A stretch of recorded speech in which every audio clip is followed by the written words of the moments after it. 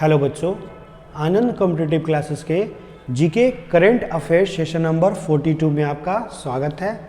जैसा कि पिछले वीडियोस में हम लोगों ने सेशन नंबर 41 को देखा था विथ एक्स्ट्रा फैक्ट्स और एक्स्ट्रा फिगर्स के साथ, तो आज भी एक नए सेशन की शुरुआत करते हैं हम लोग, जिसमें बहुत सारा इम्पॉर्टेंट पॉइंट्स को, फैक्ट्स को और इम्पॉर्टेंट फिगर्स को हम लोग देखेंगे।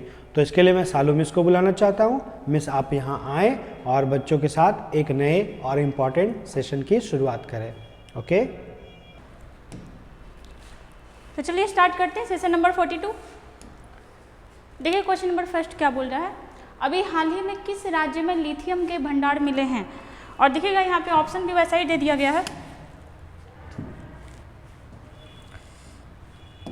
देखिएगा क्या है क्वेश्चन, अभी हाल ही में किस राज्य में लिथियम के भंडार मिले। देखिएगा फरवरी में क्या हुआ था, मतलब फरवरी मंथ में भी एक जगह मिला था, और वो कहाँ मिला था, वो मिला था आपका जम्मू कश्मीर में। देखिए अगर क्वेश्चन एग्जाम में आएगा तो देख करके समझ में आ जाएगा कि कब का बात कर रहा है। क्वेश्चन है आपका अभी हाल ही में किस राज्य में लिथियम के भंडार मिले, तो जम्मू कश्मीर में भी हम लोग देखे थे कुछ दिन पहले, लगभग जनवरी फरवरी के बीच में आपका जम्मू कश्मीर से भी मिला था लिथियम का भंडार। लेकिन अभी हम लोग करंट में देख रहे हैं, करंट बोले तो मतलब मई मंथ में, ठीक है। अगर मई मंथ का बात करते हैं तो इस समय फिर से लिथियम का भंडार मिला है और बहुत ज़्यादा मात्रा में मिला, मतलब क्वांटिटी इस बार बहुत ज़्यादा है, बहुत ज़्यादा।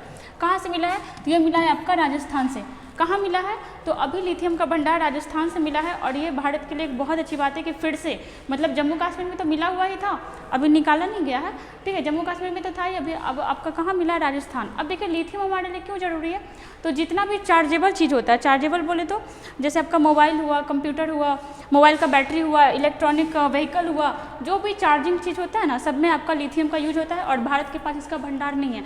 अगर इसके भंडार के बारे में बात करते हैं तो सबसे ज़्यादा कहाँ है, तो आपका चाइना में है, ठीक है, चीन में है, आपका बोलीविया में है, ठीक है, चीन में हो गया, बोलीविया हो गया, और भी बहुत सारे कंट्री जैसे आपका अर्जेंटीना हुआ, यूएसए हुआ, इसमें बहुत ज़्यादा है। भारत अभी तक सेल्फ डिपेंड नहीं है, और अगर सेल्फ डिपेंड नहीं है तो जो भारत लक्ष्य बनाया हुआ है कि 2030-2070 तक हमारा वाहन पूरी तरह से इलेक्ट्रॉनिक हो जाएगा, तो वो हो नहीं पाएगा। अगर लिथियम इतना जितना जो मिला है, अगर सारा प्योरीफाई होकर मिल जाए तब तो खैर बहुत अच्छा बात रहेगा।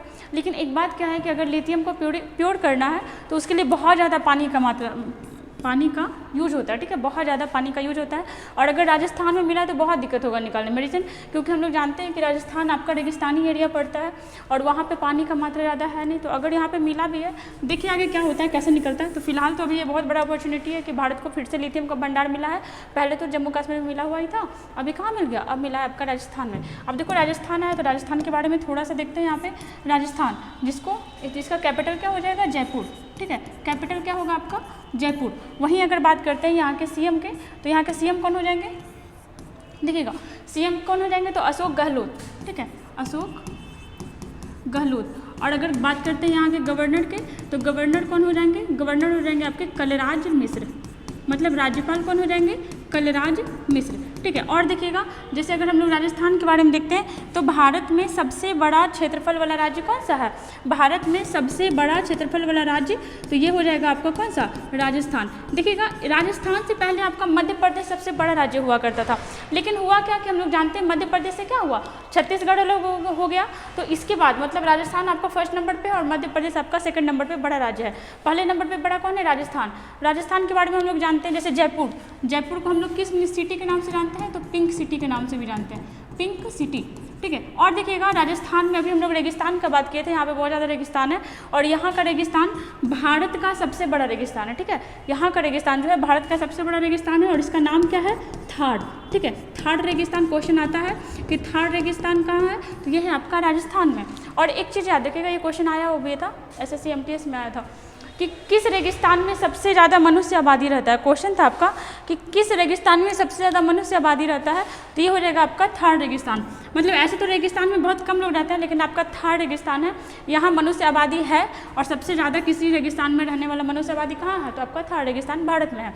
अगर बात करते हैं कि सबसे बड़ा रेगिस्तान, ठीक है, सबसे बड़ा रेगिस्तान कहाँ है, सबसे बड़ा ऑल ओवर में, तो ये हो जाएगा आपका सहारा, ठीक है, क्या हो जाएगा सहारा रेगिस्तान। ये है कहाँ, तो ये है आपका अफ्रीका में। कहाँ, तो ये है आपका अफ्रीका कॉन्टिनेंट में, अफ्रीका महाद्वीप में। और अफ्रीका महाद्वीप के कितने देश में फैला हुआ है, तो हो जाएगा 11 देश। ठीक है, अफ्रीका महाद्वीप के कितने देश में फैला हुआ है, 11 देश में।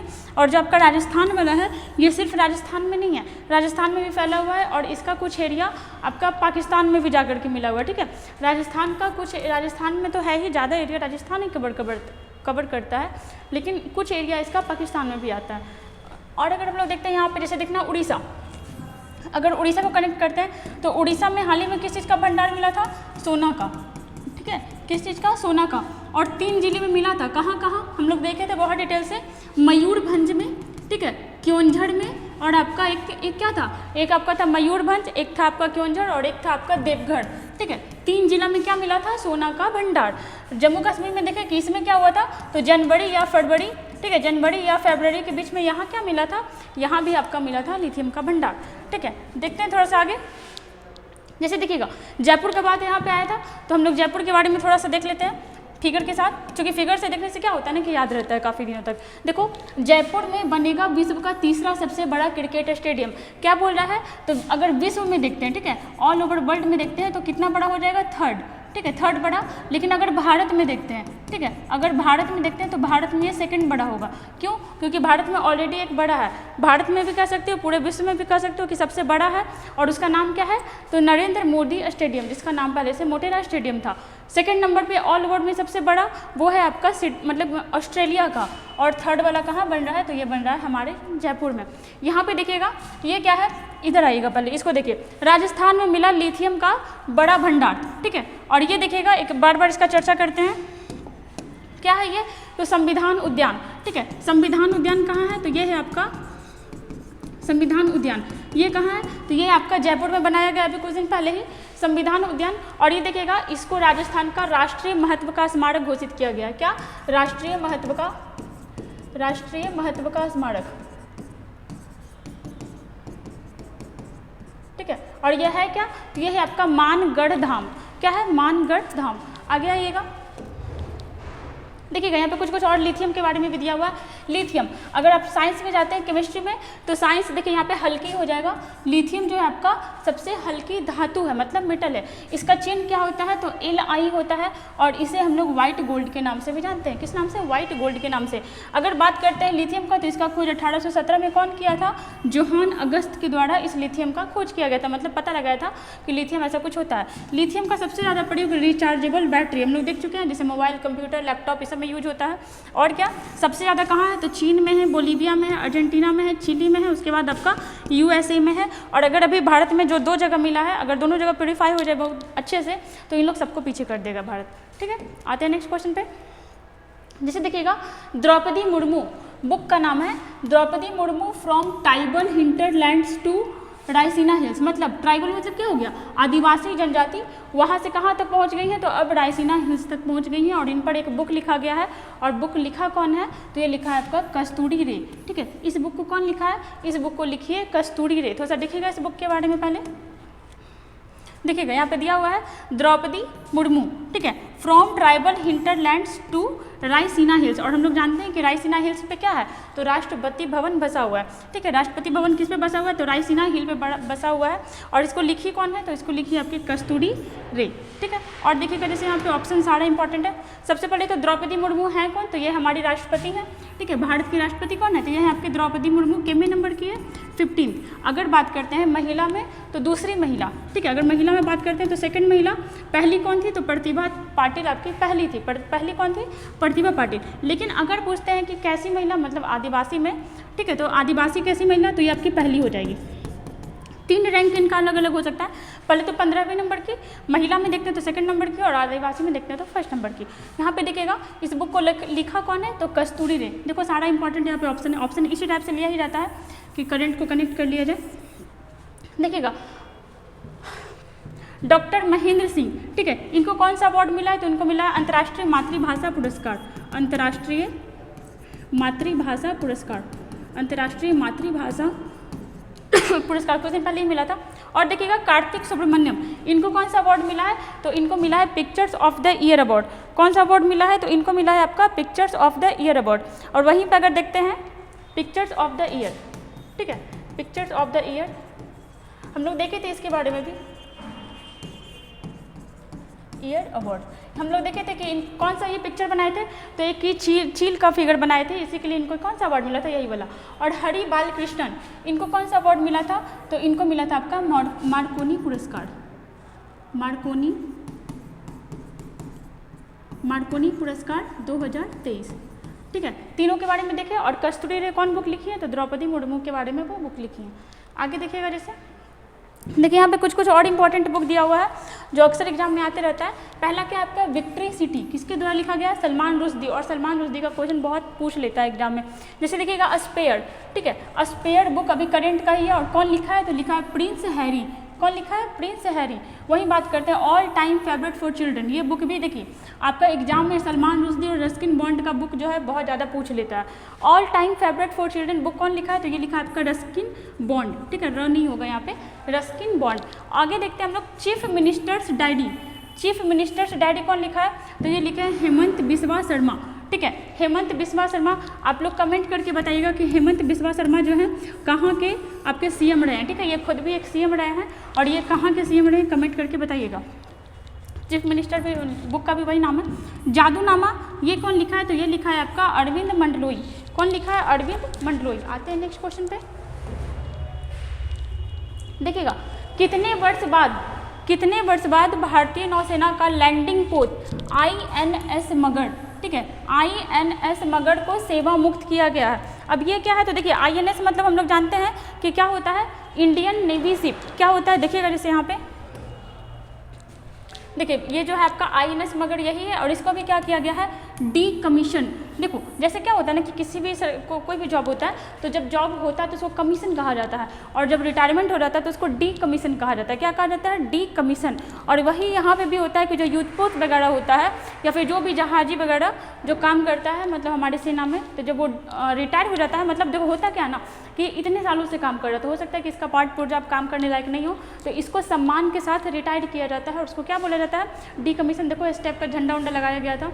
अगर बात करते हैं कि ये जो INS मगध है, ठीक है, Indian navy ship INS Magadh जो है, इसको कब लॉन्च किया गया था या कब बनाया गया था, तो 16 नवंबर 1984, ठीक है, 16 नवंबर 1984 को बनाया गया था। लेकिन इसको कमीशन कब किया गया, कमीशन किया गया आपका 1987 में, ठीक है, 18 जुलाई 1987। देखो कमीशन मतलब क्या हुआ, जैसे अगर किसी को जॉब लग जाता है, मान लो हम ही को जॉब लग गया, तो उसको हम क्या बोलेंगे कि हमको ये जॉब मिल गया, मतलब कमीशन हो गया। और जब उस जॉब से रिटायर करेंगे तो क्या बोला जाएगा, डी कमीशन। वही यहाँ पे भी हुआ कि ये जो देखिए ये गलत हो गया डेटा, 1984, ठीक है, बना था कब, 1984 में, बट कमीशन कब किया गया, 1987 में। और अब हम लोग देख रहे हैं कि 2023 में क्या किया गया, इसको डी कमीशन, ठीक है, मतलब इसको रिटायरमेंट दे दिया गया। जैसे एक आदमी को रिटायरमेंट दिया जाता है, वैसे यहाँ पे INS मगध को दिया गया। और यहाँ पे देखिएगा कि कितने साल तक ये सेवा दिया अपना, 36 ईयर्स। कितने साल तक सेवा दिया, 36 ईयर्स, ठीक है। 36 ईयर्स पे क्या हो गया है, तो ये आपका फाइनली रिटायर हो गया, जिसके लिए हम लोग कौन सा वर्ड यूज करते हैं, तो आपका जो युद्धपोत होता है, जो भी मतलब ये सब कुछ होता है, इसके लिए हम लोग डी कमीशन वर्ड यूज करते हैं।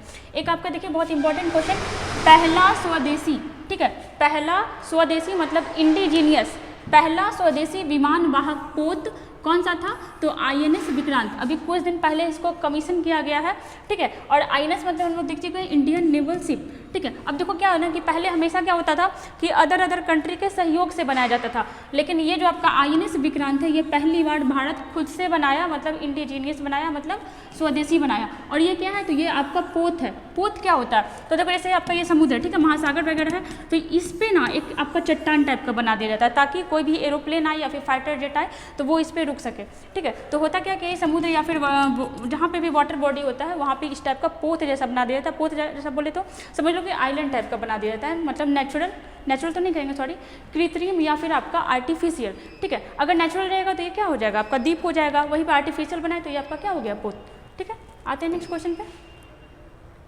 देखिएगा किस पड़ोसी देश के पूर्व PM की गिरफ्तारी की गई है, और बहुत ही बुरी तरह से मतलब बहुत ही गंदे तरीके से उनको उठा करके ले जाया गया था। कहाँ थे? तो ये अपने कोर्ट में, मतलब कोर्ट गए हुए थे किसी काम के लिए, और यहाँ पर से इनको उठा करके और धकेलते हुए, देखिए मतलब जो होता है ना कि धक्का मार के उस टाइप से उठा करके इनको ले जाया गया था। और ये हैं कहाँ के पूर्व पीएम? तो ये हैं आपके पाकिस्तान के, ठीक है। क्या नाम है इनका? इमरान खान। इमरान खान। अब इनको क्यों उठा लिया गया? तो ये हमेशा मतलब विवादित बयान देते रहते हैं। अभी यहाँ के क्या आर्मी लोग के बारे में भी कुछ कुछ बोल रहे थे कि उनको मारना चाहता है, इनको हर्ट करना चाहता है, इसी वजह से इनको उठा लिया गया। और भी बहुत कुछ इन पर चार्जेस लगा हुआ है। देखिएगा क्या है क्वेश्चन, किस पड़ोसी देश के पूर्व पीएम की गिरफ्तारी की गई है? क्या हो जाएगा? पाकिस्तान। और पाकिस्तान के पूर्व पीएम कौन है? तो यह है आपके इमरान खान का अभी गिरफ्तारी हुआ है। अगर अभी के बारे में देखते हैं तो पाकिस्तान का अभी मतलब अभी कौन है पीएम? तो ये है आपके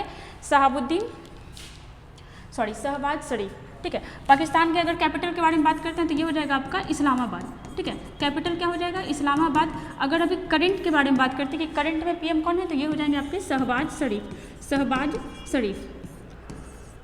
और एक चीज़ देखिएगा, पाकिस्तान का अभी तक रिकॉर्ड रहा है, और पता है ये कितने नंबर के हैं? ये 23वें नंबर के पीएम है। ये है आपके 23वें नंबर के पीएम। और अभी तक पाकिस्तान में रिकॉर्ड रहा है कि आज तक यहाँ कोई भी पीएम 5 साल तक अपना कार्यकाल पूरा नहीं किया। या तो उसको अयोग्य घोषित कर दिया गया है, या फिर कुछ अविश्वास प्रस्ताव करके उनसे हटा दिया गया है। अभी तक वहाँ का कोई भी पीएम 5 साल तक अपना कार्यकाल पूरा नहीं किया है। अगर यहाँ के अभी इस राष्ट्रपति के बारे में बात करते हैं तो ये हो जाएगा आपका आरिफ अलवी, ठीक है। आरिफ अलवी। थोड़ा देखते हैं हम लोग यहाँ पे पाकिस्तान के बारे में। जैसे देखिएगा यहाँ पे पाकिस्तान, ठीक है। पाकिस्तान आपका देश जो है वो बना कब? तो ये बना आपका 1947 में, और हमसे एक दिन पहले मतलब 14 अगस्त। हम बने नहीं थे, हम आज़ाद हुए थे किससे? ब्रिटेन से। लेकिन ये क्या हुआ था कि हम लोग से अलग हो गया था 14 अगस्त को। आगे देखते हैं 1971, ठीक है। 1971 तक बांग्लादेश पूर्वी पाकिस्तान कहलाता था। जैसे अगर ये हमारा भारत है तो हम लोग जानते हैं कि ये वाला एरिया क्या बन गया? आपका पाकिस्तान बन गया। लेकिन यहाँ पे जो आपका बांग्लादेश है ये भी इसी के अंडर में था, ठीक है। क्या किया गया था? रेड क्लिफ रेखा खींच दिया गया था, रेड क्लिफ रेखा।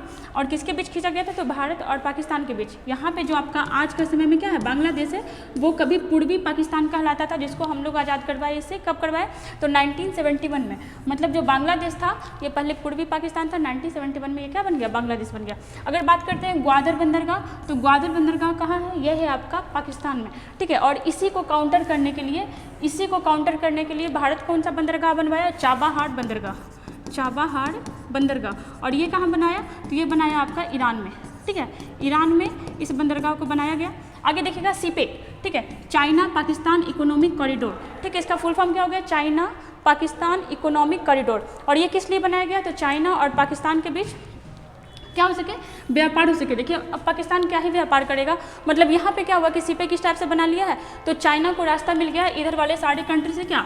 व्यापार करने के लिए, ठीक है। सीपेक पूछता है कि सीपेक किन दो देशों के बीच बनाया गया है? तो चाइना पाकिस्तान, नाम में ही छुपा हुआ है चाइना पाकिस्तान। आगे देखिएगा, देखिए हम लोग को पता है कि हम लोग आज़ाद कब हुए थे? 1947 में।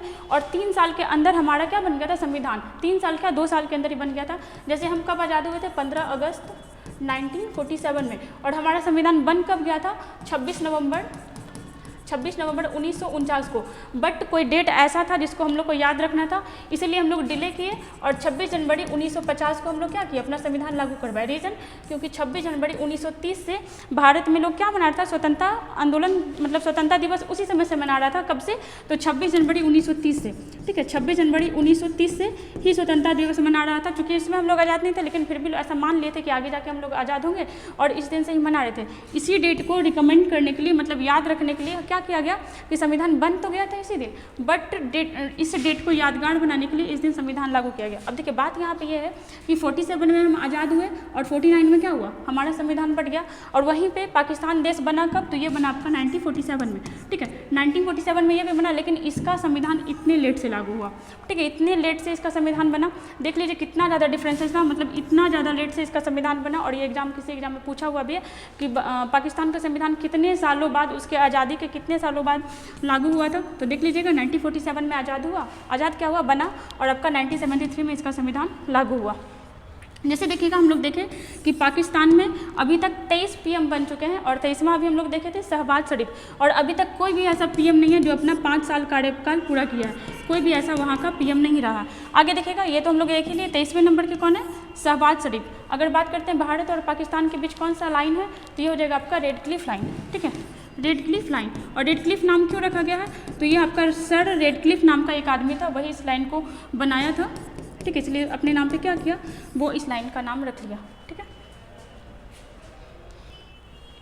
और देखिएगा जैसे अगर बात करते हैं यहाँ पे मालदीव, तो देखो मालदीव भी अभी विवादित रहा था, क्यों? क्योंकि यहाँ के राष्ट्रपति को भी 11 साल का सजा दिया गया है। क्या? यहाँ के राष्ट्रपति, ठीक है, क्या नाम था? अब्दुल्ला यामीन, अब्दुल्ला यामीन। अब क्या हुआ, तो इनको 11 साल का सजा दिया गया है, किस वजह से? भ्रष्टाचार की वजह से, ठीक है, भ्रष्टाचार में लिप्त रहने की वजह से इनको 11 साल का सजा दिया गया है। वहीं बात करते हैं श्रीलंका, तो भी श्रीलंका में बहुत ज़्यादा तोड़फोड़ मचा हुआ था, राष्ट्रपति के घर में सबको घुस गया था। और अभी फिलहाल यहाँ के राष्ट्रपति कौन है? तो ये हैं आपके रानिले विक्रमसिंघे। कौन? रानिले विक्रमसिंघे, ठीक है। और अगर यहाँ के पीएम के बारे में बात करते हैं कि यहाँ के पीएम कौन है, तो ये हो जाएगा आपका दिनेश गुणवर्धने, दिनेश गुणवर्धने, ठीक है। और अगर देखते हैं म्यांमार, देखो अभी चारों जो नाम है चारों का यही हाल चल रहा है। म्यांमार, म्यांमार में क्या हुआ? तख्ता पलट हो गया है। कौन किया है? तो सेना ही करता है तख्ता पलट, और कौन करेगा? सेना। और यहाँ की जो पीएम थी जिनका नाम क्या था? आंग सान सूकी। क्या नाम था? आंग सान सूकी। इनको क्या किया है? इनको कोविड के टाइम में क्या किया? इनको बंदी बना लिया है और अभी तक ये बंद ही है। और यहाँ पे किसका शासन चल रहा है? सेना का शासन।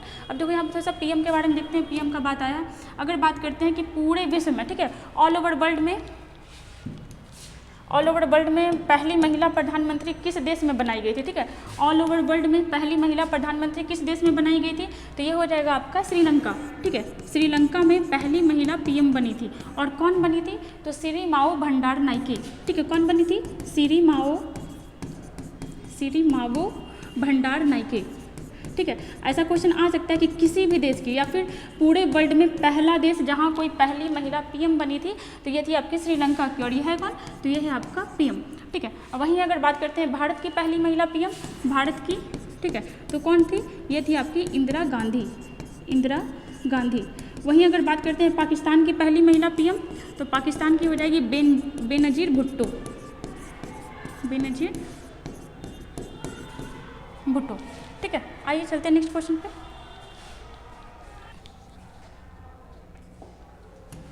देखिएगा क्वेश्चन नंबर 5, उभोली उत्सव कहाँ मनाया गया? ठीक है, कहाँ मनाया गया? उभोली उत्सव। मतलब ऑप्शन देख के समझ में आना चाहिए कि भारत के बाहर ही मनाया गया, तभी इतना सारा ऑप्शन दे दिया गया है, ठीक है। उभोली उत्सव कहाँ मनाया गया? ये आपका मनाया गया नेपाल में, ठीक है। कहाँ मनाया गया? नेपाल में। देखिए अगर नेपाल के बारे में बात करते हैं तो ये आपका लैंड लॉक कंट्री है, ठीक है। कैसा कंट्री है? लैंड लॉक, और एशिया में ही पड़ता है, हमारे बगल में ही, ठीक है। लैंड लॉक कंट्री है। अगर यहाँ के कैपिटल के बारे में बात करते हैं तो क्या हो जाएगा? काठमांडू, ठीक है, काठमांडू, ठीक है। अगर यहाँ के पीएम के बारे में बात करते हैं कि पीएम कौन है, तो पीएम है आपके पुष्प कुमार दहल प्रचंड, पुष्प कुमार दहल प्रचंड, ठीक है, पुष्प कुमार दहल प्रचंड। और वहीं अगर राष्ट्रपति के बारे में बात करते हैं कि राष्ट्रपति कौन है, तो ये हो जाएगा आपका रामचंद्र पंडोल, रामचंद्र पंडोल, ठीक है। और अगर देखते हैं नेपाल के बारे में तो यहाँ आपका पशुपतिनाथ मंदिर भी है, ठीक है, पशुपतिनाथ मंदिर, पशुपतिनाथ मंदिर। और नाम से पता चल रहा है कि किस भगवान का होगा, तो ये है आपका शंकर भगवान का। एक चीज़ और, आपका जो नेपाल है पूर्णतः हिंदू राष्ट्र है, ठीक है। कैसा राष्ट्र है ये? हिंदू राष्ट्र। मतलब यहाँ आपका हिंदू धर्म को क्या दिया गया? तो दर्जा दिया गया है। जैसे हमारा देश क्या है? हमारा देश आपका सेकुलर है। सेकुलर बोले तो मतलब यहाँ आपका जो देश है, मतलब हमारे देश का कोई भी धर्म नहीं है, यहाँ जो भी धर्म को मानने वाले लोग रह सकते हैं और ऊंचे ऊंचे पोस्ट पे पहुँच सकते हैं। लेकिन कोई धर्म को जब मानने रहता है, जैसे आपका पाकिस्तान, वो क्या है? वो मुस्लिम राष्ट्र है। मतलब वहाँ ऊँचे पोस्ट पर सिर्फ और सिर्फ मुस्लिम ही जाएगा, कोई अदर धर्म का लोग नहीं जाएगा, ठीक है। ये वो आपका नेपाल के बारे में। अगर बात करते हैं यूएसए के बारे में, तो यूएसए का कैपिटल क्या हो जाएगा? यूएसए का कैपिटल होगा आपका वाशिंगटन डीसी। क्या हो जाएगा? वाशिंगटन डीसी, ठीक है, वाशिंगटन डीसी। और वहीं अगर बात करते हैं यहाँ के राष्ट्रपति के बारे में, तो राष्ट्रपति कौन है? आपके जो बाइडन। और यहाँ आपके अभी पहली महिला उपराष्ट्रपति बनाई गई है, जिनका नाम क्या है? उनका नाम है आपका कमला हैरिस। कौन है? कमला हैरिस। और ये भारतीय मूल की अमेरिकी हैं। वहीं अगर बात करते हैं हमारे भारत के बारे में, तो भारत का कैपिटल कहाँ है? नई दिल्ली, ठीक है, नई दिल्ली। और कब बनाया गया? तो 1912 में, ठीक है। 1911 में घोषणा हुआ था कि कोलकाता के स्थान पे नई दिल्ली को राजधानी बनाया जाएगा, जबकि बनाया कब गया? 1912 में। अगर बात करते हैं यहाँ के पीएम, तो कौन है? नरेंद्र मोदी। ठीक है, नरेंद्र मोदी। और अभी कुछ दिन पहले जो सर्वे हुआ था तो उसमें सबसे पावरफुल या फिर सबसे शक्तिशाली या फिर सबसे लोकप्रिय नेता कौन चुने गए थे, तो ये थे हमारे नरेंद्र मोदी। वहीं बात करते हैं प्रेसिडेंट का, तो प्रेसिडेंट कौन है, राष्ट्रपति द्रौपदी मुर्मू, ठीक है, द्रौपदी मुर्मू और पहली महिला आदिवासी राष्ट्रपति रही हैं। वहीं बात करते हैं थाईलैंड, तो इसके बारे में एक चीज़ याद रखिएगा, अभी बिहार सचिवालय में ये क्वेश्चन आया था कि श्याम देश के नाम से कौन सा देश जाना जाता था, कौन सा देश, श्याम देश, ठीक है, इसका पुराना नाम क्या था, श्याम देश।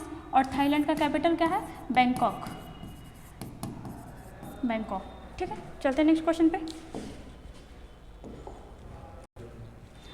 जैसे देखिएगा यहाँ पे कुछ और भी फेस्टिवल का नाम दिया हुआ है जो हमारे ही देश का है। जैसे देखिएगा बहुत important hornbill festival, hornbill festival, देखिए हॉर्नबिल क्या होता है, एक पक्षी होता है, ठीक है। लेकिन ये जो देखिए आपका ये जो फेस्टिवल ये तो है आपका नागालैंड का, ठीक है, हॉर्नबिल फेस्टिवल जो है आपका नागालैंड का है। बट अगर बात करते हैं कि हॉर्नबिल कहाँ का राजकीय पक्षी है, तो हो जाएगा आपका केरल का, ठीक है। हॉर्नबिल कहाँ का राजकीय पक्षी है, ये हो जाएगा आपका केरल का। बट ये महोत्सव कहाँ का है, तो ये आपका नागालैंड का। बात करते हैं अगर लोसार का, तो लोसार फेस्टिवल कहाँ का है, लद्दाख का, ठीक है, लोसार कहाँ का है, लद्दाख का। लेकिन अगर बात करते हैं लोसांग, ठीक है, लोसांग, तो ये कहाँ का है, ये है आपका सिक्किम का, कहाँ का है, ये है आपका सिक्किम का। और अगर देखते हैं पोंगल, ठीक है, पोंगल का है, यह है आपका तमिलनाडु का, पोंगल फेस्टिवल तमिलनाडु का है। वहीं आपका अट्टुकल पोंगल, ठीक है, वहीं आपका अट्टुकल पोंगल, ये कहाँ का है, तो ये है आपका केरल का, ये है आपका केरल का। और देखिएगा हरेली, ठीक है, हरेली आपका छत्तीसगढ़ का है। वहीं आपका हरेला, ठीक है, कंफ्यूज नहीं होना, यही सब क्वेश्चन में कंफ्यूजन होता है। ऐसे याद रखिएगा, यहाँ पे ई की मात्रा और यहाँ भी ई की मात्रा, यहाँ पे आ की मात्रा, तो आगे भी जाकर के आ की मात्रा वाला आ जाएगा, उत्तराखंड, ठीक है। हरेला कहाँ का है, उत्तराखंड का। और आपका हरेली है छत्तीसगढ़ का। वहीं देखते हैं बांग्ला महोत्सव, अब अगर ऑप्शन में बांग्लादेश दे देगा या आपका पश्चिम बंगाल दे देगा तो 100% लोग वही लगा देगा। बट ये कहाँ का है, ये है आपका मेघालय का। आगे देखते हैं मूंग फेस्टिवल, मूंग फेस्टिवल कहाँ का है, ये है आपका नागालैंड का। और नागालैंड के अभी 5वें बार सीएम मीन्स 5th टाइम आपका शपथ कौन लिए सीएम का, नेफ्यू रियो। और यहाँ अभी पहली महिला विधायक बनी है जिनका नाम क्या है, हेकानी जखालू, ठीक है, क्या नाम है, हेकानी जखालू। आते हैं नेक्स्ट क्वेश्चन पे। हाल ही में आयोजित एशियाई भारोत्तोलन चैंपियनशिप 2023 में भारत ने कुल कितने पदक जीते हैं, तो याद रखिएगा कि भारत ने आपके 3 पदक जीते हैं, ठीक है। कितने पदक जीते हैं, 3 पदक। और तीनों कैसा है, तो तीनों आपका सिल्वर पदक है, ठीक है, तीनों कौन सा है, सिल्वर। आगे देखिएगा, इसमें बस इतना याद रखिएगा कि भारत आपका 3 पदक जीता है। जैसे देख लीजिएगा कि ये जो आपका हुआ था, इसका आयोजन कहाँ हुआ था, भारोत्तोलन था, मतलब वेट लिफ्टिंग से कनेक्टेड था। कहाँ हुआ था, तो दक्षिण कोरिया के जिंजू नामक एरिया में या फिर जिंजू नामक जगह पे हुआ था। कहाँ, दक्षिण कोरिया के जिंजू। वहीं अगर बात करते हैं कि दक्षिण कोरिया का आपका कैपिटल क्या हो जाएगा, तो ये होगा आपका सियोल। क्या होगा, सियोल, सियोल, ठीक है। पदक कितना जीता है, तो 3 पदक जीता है। और तीनों कैसा है, तो तीनों आपका सिल्वर पदक है। अब देखिए इससे तो क्वेश्चन में भी पूछ ले, बट इससे अभी पूछते जा रहेगा, क्यों, क्योंकि देखिए अभी जो ओलंपिक हुआ है, ठीक है, वो अभी दूसरा वाला नहीं हुआ। तो अभी अगर ये सबसे क्वेश्चन भी पूछेगा खेल से, तो यही सबसे पूछेगा। जैसे अगर देखते हैं टोक्यो ओलंपिक, ठीक है, टोक्यो ओलंपिक नाम देने का रीजन, देखिए खेल का नाम ओलंपिक है, लेकिन हुआ कहाँ था, टोक्यो में, तो नाम दे दिया गया टोक्यो ओलंपिक। टोक्यो ओलंपिक में देखिए कितना क्वेश्चन पूछ सकता है। सबसे पहले तो टोक्यो ओलंपिक में भारत का स्थान क्या रहा था, तो 48 नंबर का। भारत ने कितने पदक जीता था, तो देखिएगा इसको जब ऐड कर देंगे तो हो जाएगा आपका 7, टोटल 7 पदक जीता था। गोल्ड कितना जीता था, तो गोल्ड आपका 1 जीता था, सिल्वर 2 और आपका ब्रॉन्ज जीता था आपका 4, ठीक है। ये हुआ टोक्यो ओलंपिक। वहीं अगर देखें टोक्यो पैरालंपिक, पैरालंपिक क्या होता है कि जो दिव्यांग होते हैं वो लोग इसमें खेलते हैं। इसमें भारत का स्थान क्या रहा था, तो इससे आधा रहा था 24 नंबर में, मतलब इससे बेटर कंडीशन में यहाँ पे रहा था। इसमें टोटल कितना पदक जीता था, तो जब इसको ऐड करेंगे तो ये हो जाएगा आपका 19, ठीक है। टोटल 19 पदक जीता था। और इसमें कितना क्या था, तो आपका 5 था गोल्ड, ये था आपका सिल्वर और ये था आपका ब्रॉन्ज। वहीं अगर बात करते हैं आपका कॉमनवेल्थ गेम, ठीक है, शॉर्ट में क्या बोलते हैं, CWG। कॉमनवेल्थ गेम में भारत का स्थान क्या रहा था, तो भारत का स्थान था आपका 4th, ठीक है, 4th नंबर रैंक पे रहा था। टोटल कितना पदक था, तो इसको ऐड करिएगा, 6 3 9 2 11 61 हो जाएगा, ठीक है, 61 पदक हो जाएगा। और इसमें भी वही क्रम, 22 क्या हो जाएगा, 22 आपका गोल्ड होगा, 16 आपका सिल्वर होगा और आपका ब्रॉन्ज कितना हो जाएगा, 23, ठीक है। देखिएगा किस देश के फ्यूगो, यहाँ पे फ्यूगो हो जाएगा, ठीक है, किस देश के फ्यूगो ज्वालामुखी में विस्फोट हुआ, अभी हाल ही में हुआ है। कहाँ हुआ है, तो ये हुआ है आपका ग्वाटेमाला में। ठीक है। कहाँ हुआ है? ये हुआ है आपका ग्वाटेमाला में, एक आपका फ्यूगो ज्वालामुखी है, वहाँ विस्फोट हुआ है। देखिएगा यहाँ पे, देखिए ज्वालामुखी से भी क्वेश्चन बहुत सारा पूछ लेता है। जैसे इस बार बिहार, इस बार नहीं, इसके पहले वाले में बिहार दरोगा में पूछा हुआ था कि भारत का एकमात्र ज्वालामुखी कौन सा है? भारत का एकमात्र ज्वालामुखी, ठीक है, कौन सा है? तो ये है आपका बैरन द्वीप, ठीक है। इस ज्वालामुखी का नाम ही है बैरन द्वीप, ठीक है। और ये है कहाँ पर? ये आपका पड़ता है अंडमान निकोबार में, अंडमान निकोबार में, ठीक है। यहाँ पे देखिएगा कुछ कुछ ज्वालामुखी का नाम, जैसे माउंट कोटोपैक्सी, ठीक है, माउंट कोटोपैक्सी ज्वालामुखी कहाँ है? तो ये है आपका इक्वाडोर में। और अभी हम लोग जो देखे थे फ्यूगो, वो कहाँ था? वो था आपका ग्वाटेमाला में। यहाँ पे देखिएगा, अब देखो यहाँ पे जो एस लिखा हुआ है, एस मतलब हो गया आपका सक्रिय और पी मतलब हो गया प्रसुप्त। सक्रिय बोले तो यहाँ पे क्या होता है कि हर हमेशा यहाँ पे क्या होते रहता है, मतलब बार बार ज्वालामुखी फटते रहता है, हमेशा फटते रहेगा। और जो प्रसुप्त होता है उसमें कभी कभी फटता है। और एक होता है आपका सुसुप्त, मतलब पूरी तरह से निष्क्रिय। वहाँ पे जैसे हमारा जो आपका बैरन तिब्बला है, ये पूरी तरह से निष्क्रिय, यहाँ पे जल्दी उद्गार होता ही नहीं है। और आपका सक्रिय वाला में हमेशा होते रहता है। कोटोपैक्सी हो जाएगा आपका इक्वाडोर, वहीं पे माउंट एटना, ठीक है। माउंट एटना कहाँ होगा? तो ये है आपका इटली का, बीच में ट इसमें भी है, बीच में ट इसमें भी है, ऐसे करके याद रखिएगा। अस्ट्राम्बोली, ठीक है, अस्ट्राम्बोली भी कहाँ का है? तो ये भी आपका इटली का है। आगे देखते हैं विसुवियस, ये भी कहाँ का है? ये सारा आपका ज्वालामुखी है, ठीक है। और ये भी कहाँ है? तो ये है आपका इटली में। इटली की राजधानी क्या है? तो इटली की राजधानी है आपका रोम, ठीक है, रोम। और देखिएगा फ्यूजियामा, यहाँ पे यह होगा फ्यूजियामा, ये कहाँ का है? तो जस्ट याद रखिएगा कि ये आपका जापान का है। और जापान जैसे देश में हमेशा आपका चक्रवात, भूकंप, ये सब आते रहता है। किलीमंजारो, ठीक है, इसका पूरा नाम हो जाएगा आपका माउंट किलीमंजारो। और एक हम लोग देखे भी है कि माउंट किलीमंजारो एक आपका क्या है? पर्वत भी। और है कहाँ? तो ये है आपका तंजानिया। और तंजानिया किस देश में है या फिर किस कॉन्टिनेंट में है? तो ये हो जाएगा आपका अफ्रीका। वहीं पे आते हैं चिम्बराजो, इंपॉर्टेंट है।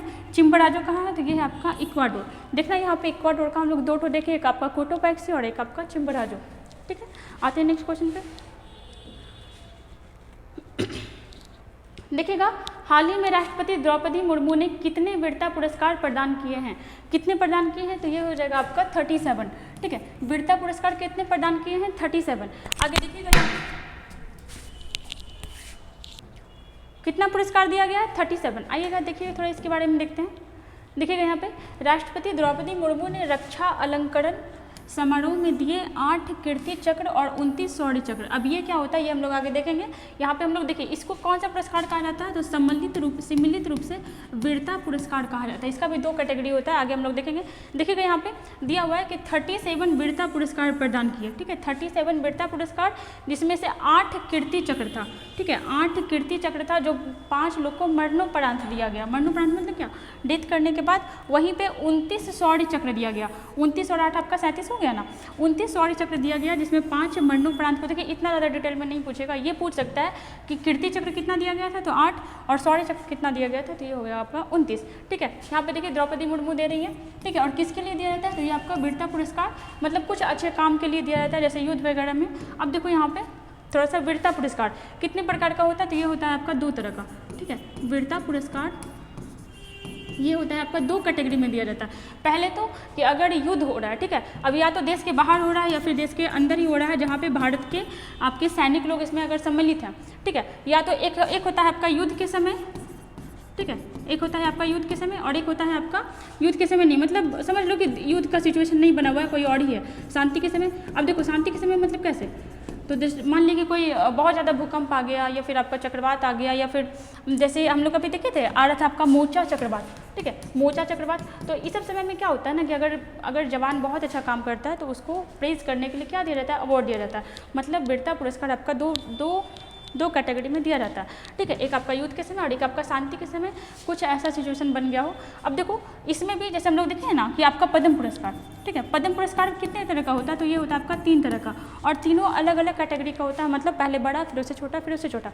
सेम थिंग यहाँ पे भी होता है। अगर युद्ध के समय अगर वीरता पुरस्कार के बारे में बात करें तो सबसे बड़ा पुरस्कार कौन सा होता है?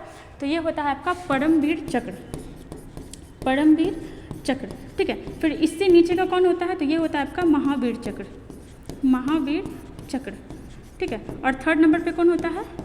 वीर चक्र, ठीक ठीक है। क्या देखें कि जो आपका ये वाला जो अवार्ड होता है कौन सा, तो युद्ध के समय जो आपका वीरता पुरस्कार होता है ये आपका 3 तरह का होता है। कौन कौन, तो ये होता है आपका परमवीर चक्र, महावीर चक्र और होता है आपका वीर चक्र। वहीं पे अगर शांति के समय कुछ ऐसा सिचुएशन बना है जहाँ पे बहुत अच्छा काम किया गया है तो यहाँ पे कितने तरह का होता है, यहाँ भी होता है आपका 3 तरह का।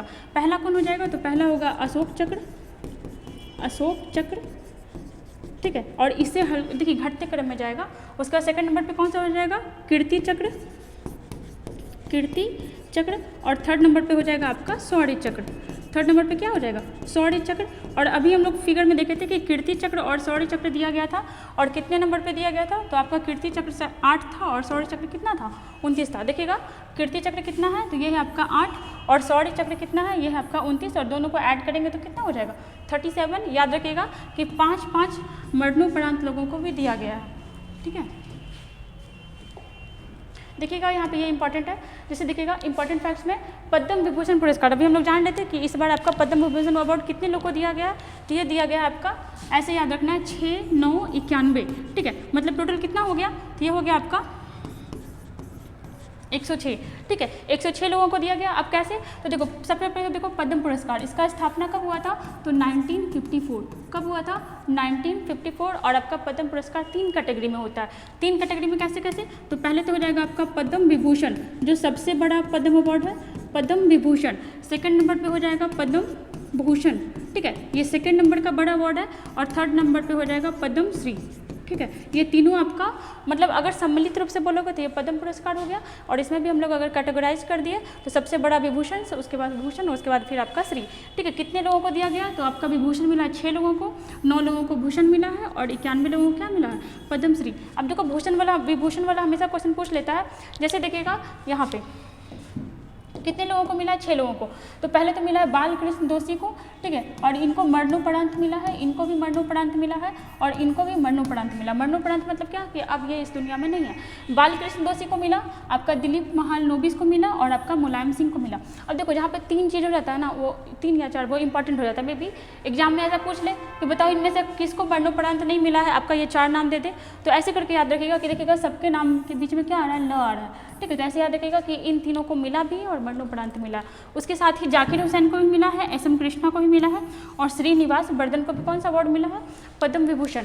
स्टार्ट कब हुआ था, 1954। अगर बात करते हैं भारत रत्न, ये कब स्टार्ट हुआ था, तो ये भी स्टार्ट हुआ था आपका 1954 में।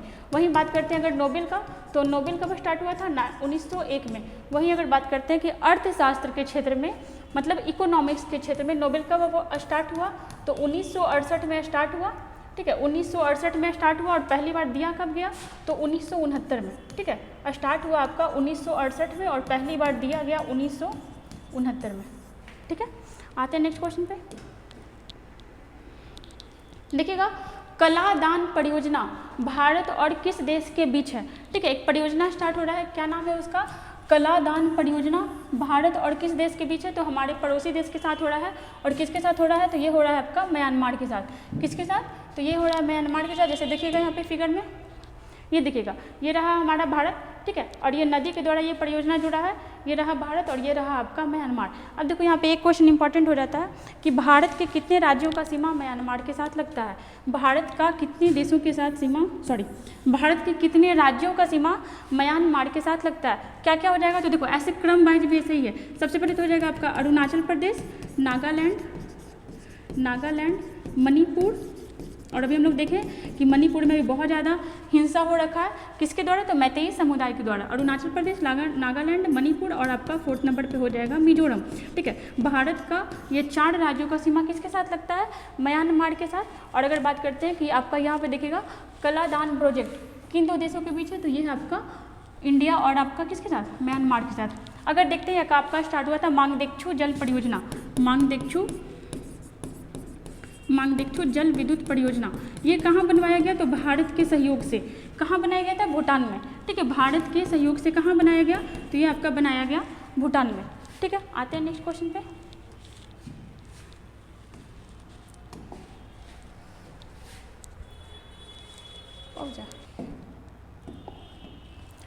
देखिएगा क्वेश्चन नंबर 10, 37वां राष्ट्रीय खेल कहाँ होगा, ठीक है।